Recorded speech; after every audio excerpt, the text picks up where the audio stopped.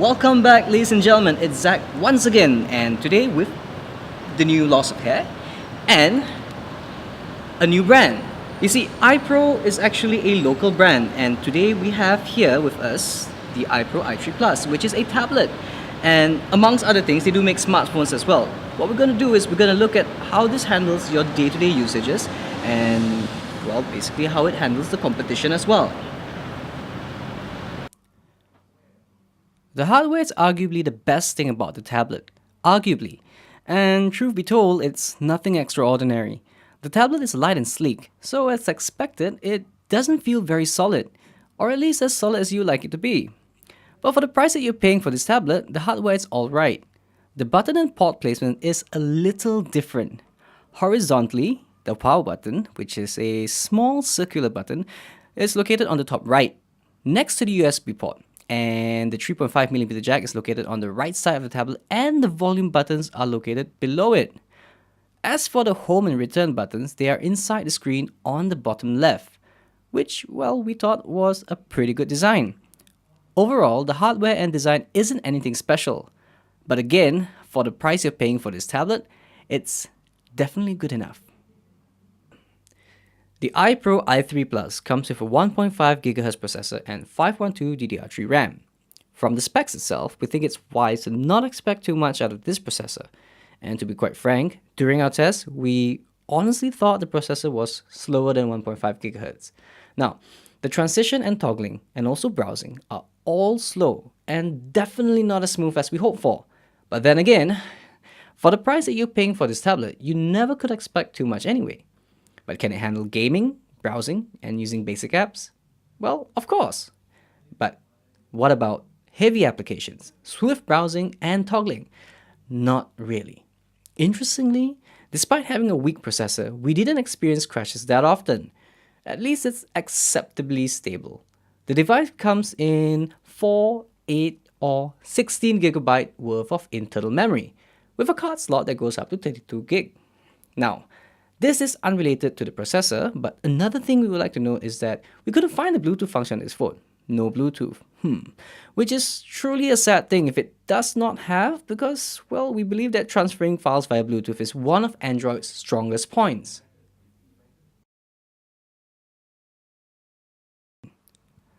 The 7-inch on the iPro i3 Plus is nothing spectacular. The pixels, color, and brightness are all just pretty bland. It's not impressive, but it's not like you can't use it either. The color and brightness are probably the worst things about the screen.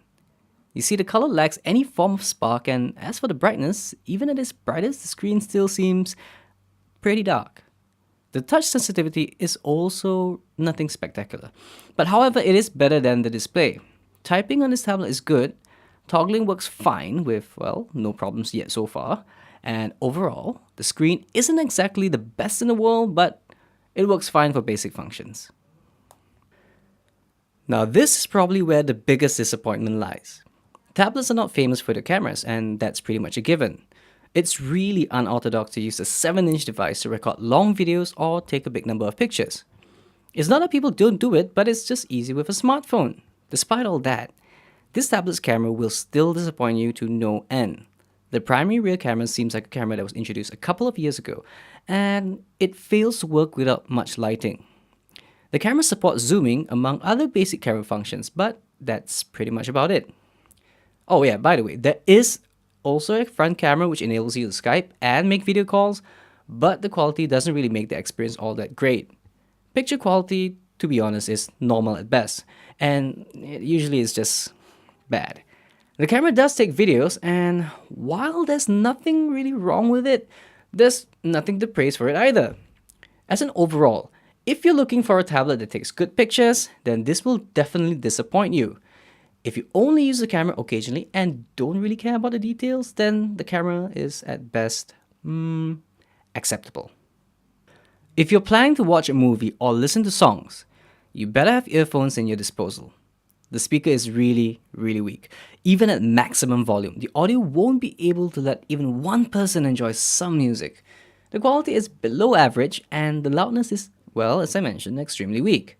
As for videos, the ones taken with this camera is as expected, well, lacking in quality. Watching movies, however, is unexpectedly good. The experience, with earphones of course, is wonderful, and for the moment, you might feel like you have a high end tablet. Only when you're watching movies, of course, and only when you're not skipping any scenes. Overall, the speaker is a huge disappointment. Earphones are, honestly very necessary if you want to watch videos or listen to some music. Welcome back, ladies and gentlemen, and it's time for the verdict once again. So, what do we think about, the iPro i3 Plus? This is not the kind of tablet that you want to use as your main. And if, for example, you decide to have more than one tablet, this could possibly be a spare. A lot of people have asked us, who would buy such a tablet? There is actually a market out there for people who do want to buy these things. People who are, well, one, on a budget, second, don't really mind mediocre products. But if you're used to having an iPad or, Galaxy Tab, then this is definitely going to disappoint you. Why would someone else get this? I would think that this would make a good present. I mean, it's really affordable in that sense. Does it handle your day-to-day usages? Yes, it does. Does it really impress you? Not at all. To be very honest, I lost quite a lot of hair trying to come up with this. Does it make you go bald? Yeah, maybe, probably. At the end of it all, if any one of you actually wanted to buy this, I would say go ahead if you're going to use it for just basic stuff and you're going to keep it as a spare, and basically that's about it. If you're going to use it as a main and you have the extra money, I'd say, well, you could probably do better than this. At the end of it all, we are quite happy considering the fact that it's pretty cheap. And as usual, I'd like to thank you once again for joining us in this new wonderful episode of the iPros, and there's a few more to come.